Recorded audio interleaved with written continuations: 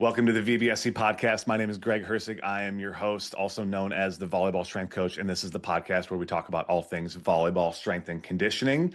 And today we have a pretty interesting topic, a pretty hot topic with some of our clients right now, which is all about rest days, deload weeks, taking time off, and what that should look like. So we are going to do a deep dive into our procedures that we do to help our clients recover from all of the hard training they're doing.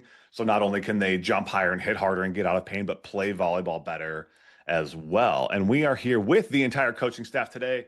We got Coach Dion, Coach CeCe, Coach Sarah, and Coach Gerry, the whole crew, at least for now. We've been pretty consistent with the whole crew for a couple weeks now, which is great. And yeah, CeCe, you had kind of brought up this topic because you did say it was like something that's a hot topic with some of your clients lately.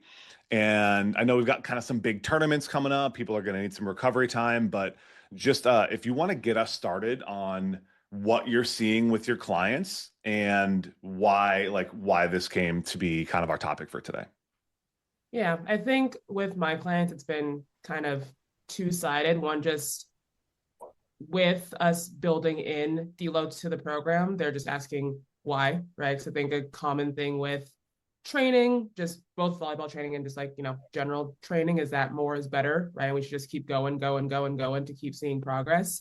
But it's not actually the truth, because our body needs rest in order to actually see that progress. So that was the one side of it, of just why we have pre-built in deload weeks to our training.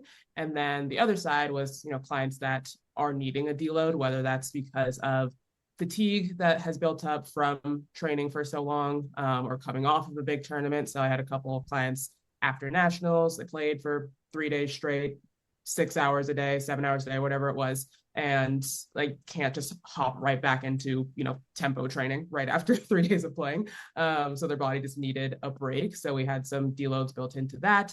And then also some clients that just from the mental side of things, if they've been just kind of going to the gym, going through the motions of it, and they're maybe losing that kind of initial motivation that they had in the beginning, sometimes taking that, week off, or just, taking a step back in the volume to not be in the gym as long as they are, can help to kind of re-spark that, that kind of drive. So those are kind of the pillars that I've seen with my clients in terms of deloads and everything like that. Yeah, I think a really important place to start that I probably should have brought up even before that was defining terms, so people who are listening actually understand what a deload week is. And we have a couple different things that we do. So a deload week in itself is basically a week where you still exercise, but we just reduce the volume and intensity of the workouts that we're doing. So some common things we'll do is obviously if it's a percentage-based program, we'll lower the percentages. A lot of times I'll take a lot of the jumping out and a lot of the plyometrics out, reduce the sets of the exercise by one, and just reduce load by at least 10% or so. So it's you're still going to the gym, you're still exercising, but you're just kind of greasing the groove. That is a term, greasing the groove, and just kind of keeping things going, right? That's a traditional deload week. We also use, if we need to, what are called unloaded weeks, which is basically you just don't do anything. You just take some time off, you don't go to the gym, and you are just recovering at home. Maybe you're doing some, stretching and foam rolling, maybe some isometrics at home, but you're just kind of doing nothing. You're giving your body a real break. We also have deload weeks that we do, to your point, going into a tournament. And then a lot of times coming out of a tournament, maybe that's more of an unloaded week, where going into a tournament is more of a deload week. And it's just a chance for your body to recover. So there's this whole thing in exercise science, exercise physiology or whatever, about increasing stress. So it's we work out and our stress levels in our body go up and up and up and up, and they just can't keep going up forever, because you'll either burn out or you'll get hurt or something like that. So eventually, because of this time, stress is going up, so performance actually goes down. So we need to take that time to then get what is called supercompensation, which is after we rest, we end up getting stronger. So our performance is going down, we rest, and then it goes up higher than it was before. That's really the goal with this type of thing, right? So yeah, there's a lot of different ways we can do it. And there's a lot of different aspects that go into it. It's just sometimes hard to convince the clients of like, oh yeah, work out less so that you get stronger. Like work out less and you'll jump higher. Have you guys ever gotten like pushback from clients on deload weeks? Yes. Like, I think again, it kind of goes back to like if they feel like they're not doing anything, they feel like they're not making progress. So I've had clients that, kind of just disregard the deload as a whole. And they're like, oh yeah, I did some extra stuff just because I felt good. And I was like, great, but that's not the point. So then we kind of have to prolong the deload week. And then I find like when they actually do it, they come back stronger. I've had clients that after taking that rest, they are testing and jumping higher. So I think it's that initial convincing. And like once they do it once and see the benefit of it, then it becomes easier for them to do it again. Sarah, I see you got your hand up. What's up?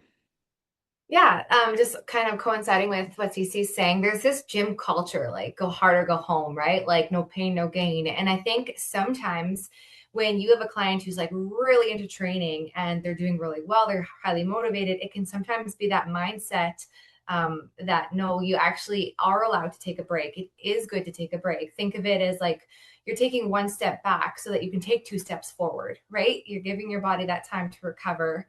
But I do think when you've got clients completely sold out into fitness, and you do see it, like I for sure have seen it. I've even been one of those clients in the past where, I don't want to stop working out, right? Like, so you got to like really like educate on why this is beneficial and what like the gains that can come from this, including like more strength output. Like, I think everyone wants that. So just some education there too.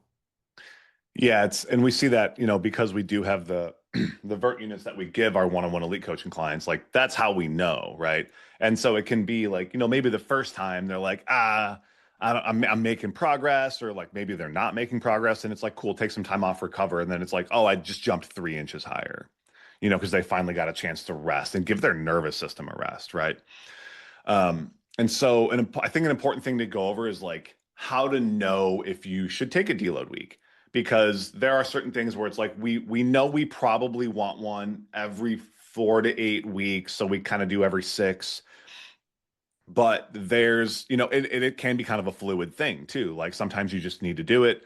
Sometimes like you are making progress, we can push it a little bit, but there's a number of things that we kind of look for. So some signs would be like sleep quality is going really down, like you're having a hard time sleeping. You feel like you're starting to get sick. Gym performance or volleyball performance is going down. Your motivation to exercise or play volleyball is going down when typically you really are excited. And then you're starting to get like nagging injuries and things like that. So if you have like one of those things, like if you start to get sick, like, okay, whatever, sleep is bad. Okay, whatever, like might be a different thing. If you have two of those things going on at the same time, it's like, okay, maybe we got to kind of pay attention. If you have like three or more of those things happening all at the same time, like it is time for a deload week. So just to say those one more time, starting to get sick, sleep quality is going down, like gym or volleyball performance is going down, motivation for gym or volleyball has decreased, and then you're starting to get like nagging injuries or like extra kind of soreness. So if you're dealing with more than like if two or more of those, kind of want to take a look at how hard you've been training and see if it's time for a deload week. Gerry, go ahead. Yeah, you kind of already answered it, but so obviously a lot of our clients are already sleep deprived. A lot of them are in calorie deficits, trying to lose weight. So it's like, how do you distinguish like the CNS fatigue versus just like general life stress? That's a good question. I think it I think it doesn't matter. Like stress is stress, right? So like, general life stress can be another just fuel to the fire of needing a deload week because it's still stressful on your body, right? And so obviously we want to make sure we're like optimizing those things. Of course, like the calorie deficit's not too big. We're addressing the sleep type of thing and getting people to understand the importance. But if they're dealing with all of this life stress and then we're like, here's some really hard workouts, here's a calorie deficit, sorry your dog died, like send me your volleyball film, right? Like that's all that's all still stress. that people have. I'm just laughing because I see you guys laugh. That's still all stress that leads to like needing a deload week. So yeah, it's all connected. It's all connected. Hey, There was Greg, I have some yeah. to add on to that. So something with clients that I have seen just kind of over the last 5 years of doing this with clients. Well, I'm going to take a look at their training schedule because sometimes people have this perception of stress, and I don't want to downplay what they're feeling, but sometimes a lot of their stress is not from the gym room, right? So then, right, it's not coming from that source. So it's kind of like identify the source of the stress. Where's it coming from? If I have a client who is getting 2 out of the 5 workouts a week, I'm not going to put them on a deload, right? Like I'm just like the consistency is not there. But if I have a client who's like consistently been crushing their workouts, now they're complaining of some fatigue in their shoulders and they're like, I'm not sleeping well. Okay, well, now we're going to have a conversation about this is the appropriate time for you to deload. But the other clients, I'm going to have a conversation about maybe we need to make some better habits, maybe some better time management, maybe some better, stress management. Stress is real. Cortisol is real, right? That goes up. Hormone levels can get thrown out. Like those are things we do need to address. And it's just a matter of identifying which one it is. Yeah, absolutely. Yeah, absolutely. Like if your clients aren't doing the workouts, there's no need for a deload week, right? There's obviously, we got to figure out like what the constraint is there for them before we worry about like, oh, I think you're working out too hard. We need to kind of back off, right? Because I don't think it happens that often, but it's related getting into like overtraining, right? If we have a client that wants to play volleyball 4 to 5 times a week and then they want to lift weights 3 times a week and, go run a 5K, I mean, like we got to have those conversations with people. And more often than not, like we are the ones telling them actually to play volleyball a little bit less. I know we've talked about that a bunch of times on this podcast, but yeah, it's like one of our newer clients that just signed up. I'm like, we're going to have to back, like, if you want to do this, like we got to back off. Like you can't be playing every day. Like there's no room for you to lift if you truly want to get better. So yeah, deload weeks, I think they're super important. They're an integral part of like continuing to make progress. I will say I kind of mentioned like 4 to 8 weeks as sort of like, that's where you typically want it. And that is going to be based on like workout intensity, volleyball frequency, but really like training age. Like if you have an athlete who is like been in the weight room for a long time, they're really strong and they're like moving really heavy weights, they're going to need to deload sooner than someone who is not as strong. Because even though the weights may be the same percentage of like a 1 rep max that the person who's less strong will do, like 500 pounds is still 500 pounds, right? And if 500 pounds is 80% of your max versus 150 pounds is 80% of your max, that's still a way bigger toll on your system. And they will need to deload more frequently. So I probably end up deloading, not saying that I'm like super strong. I'm really not. I've just been in the gym for a long time. I probably deload like every 4 weeks. And I'm really just going off of vibes. I'm like, I just don't want to work out. And so for me, we talked about those other symptoms. It's like, if I don't feel like working out, something's wrong because I love working out. And so I probably will deload like every 4 weeks. But someone who's new, like I remember going from like Division I strength and conditioning to like as like a strength conditioning coach when I was like in grad school to like training general population people at a gym. And I'm like, oh, it's week number 4. We got to do a deload week. And they're like, I haven't done anything. Like, I just want to work out, like they probably, if someone's brand new, maybe they're not deloading for 3 months sometimes because like they're just continually making progress. But, for the most part, we're going to be looking at kind of at least deloading and testing progress every 6 weeks. So that coincides with the deload. And these are some changes we're making to like the programming philosophy of being, a little bit more intentional on the deloads, but more intentional on the testing, because that's some feedback we've gotten from clients. They're like, I want to know that I'm getting stronger. I haven't squatted in 12 weeks because we've been doing different variations. And so testing more frequently from there too. Any points on that you guys want to touch on? Because I know we talked about kind of like rest days as well and sort of leaning into that, or if we want to go into like either, I think we've talked about pre-tournament pretty extensively. So maybe we can touch on post-tournament stuff as well. We got some big ones coming.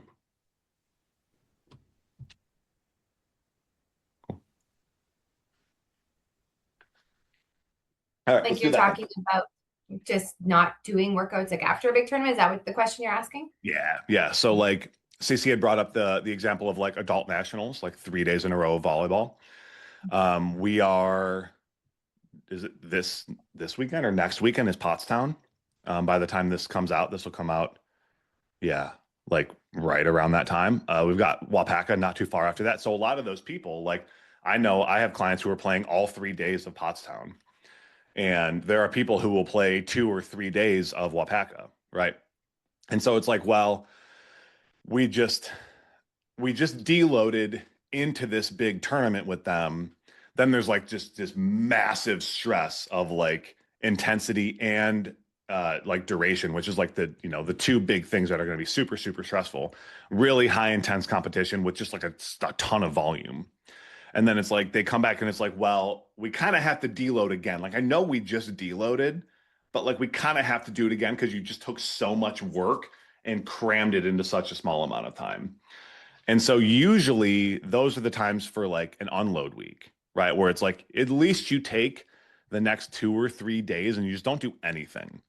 And then, maybe it's like so Monday, Tuesday, Wednesday, maybe it's like Thursday, Friday, you kind of go to the gym and do some light stuff. But then after that, we can get back to like normal training. So one thing that's really big, like even when people sign up to work with us, I'm like, do you have any like big tournaments you want to prep for? And then we can actually create their program from the get-go around like peaking them for that tournament.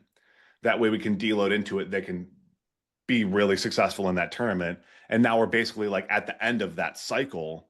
And then we can take that deload week or that unloaded week, give them rest, essentially cycle them back to like GPP. And now we can start like a new, like basically cycle from there, right? New periodization from there. So that's sort of the way that I like to think about it, and like to go about it. And it seems to work pretty well. CeCe, what's up? I was going to say something similar that I've been doing is also asking like if they have any big vacations coming up where they probably can't or just don't want to work out during that vacation. So kind of creating the weeks leading up to it, so that week or week and a half of vacation is their deload or is their unload. So then I've also found that kind of like motivates them to push a little bit harder those weeks leading up to that vacation, knowing that that week or 10 days or whatever it's going to be, they're just relaxing, recovering, and then they come back just as motivated. Yeah, that's a great point. And typically one of the things that we use deload weeks is for that exact thing. It's like we basically use that vacation as a strategic deload week because we're like, we know you're not going to do anything right. So yeah, leading into that, we can basically just beat the heck out of them, and like really push them on intensity leading into that time because we know they're going to have a break and they're going to come back feeling great, feeling refreshed, feeling energized. And then it's like, yeah, we can get back to it and pushing hard from there after that. So that's a good point. I'm glad you brought that up. I know at least some of you guys have to jump off in 4 minutes. But I think that covers a lot. I would say too, important point on deload weeks. If you are in a calorie deficit, good time to increase your calories a little bit when you're in there, just to reduce some of that stress, reduce some of that load on your system. That doesn't mean you have to like come fully out of a deficit if you're like deeper in a cut or like, you can still be in a 200 calorie deficit instead of a 400 calorie deficit, but just eating a little bit more and like really prioritizing your protein, taking that time to really prioritize your sleep. So put an extra emphasis on that, making sure you're getting good sleep, emphasizing any kind of like recovery protocols you want. But I think it is important, like if you're going to deload, like eat a little bit more too, so you can in fact recover from everything that we're doing. Definitely something we need to touch on. So any final points on that before we call it a day? Yeah, I have one. Yeah. Just that, like one final takeaway thought, like if people get anything out of this, like podcast, is just to remember that like a strategic deload can actually progress you further than if you just keep grinding away, right? Like just take Absolutely. that thought with you. Yeah. Absolutely. Sometimes working out less gets you stronger. Any other questions that you guys have about deload weeks before we call it a day? No, we're good. The masters of the deload. Awesome. Appreciate you guys for listening. We are going to call it a day. If you guys are listening to this on audio, make sure you subscribe to the podcast. If you're watching the video on YouTube, definitely make sure you subscribe to the channel, drop a like, and drop a comment. If you have questions about deload weeks, that would be a great place to do that. And otherwise, we will see you guys next week for another episode.